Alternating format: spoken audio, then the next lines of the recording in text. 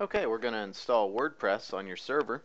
After you've uploaded the WordPress installation files and base files up to your website through your web host, you're going to want to go to your URL, and then this site's going to show up first. And you're going to want to click on Create a Configuration File. This is the prerequisite stuff it's going to ask you before you install. So you're going to click here on Let's Go. And this is the stuff that you're going to get from your web host. This is your database information from MySQL. You're going to want to retain your database name, your username, your password, and sometimes in some instances you're going to want to keep your database host too.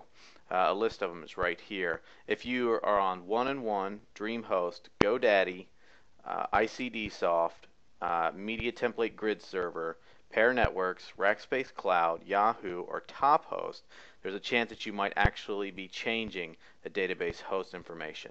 But in this example, we won't really need to. So, okay, I'm going to enter my username and my password, and my database host is staying the same. It's going to be localhost.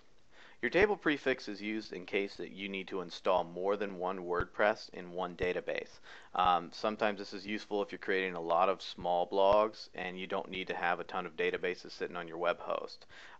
If you're going to create a larger blog, however, it might be better if you go ahead and do a separate database for it though.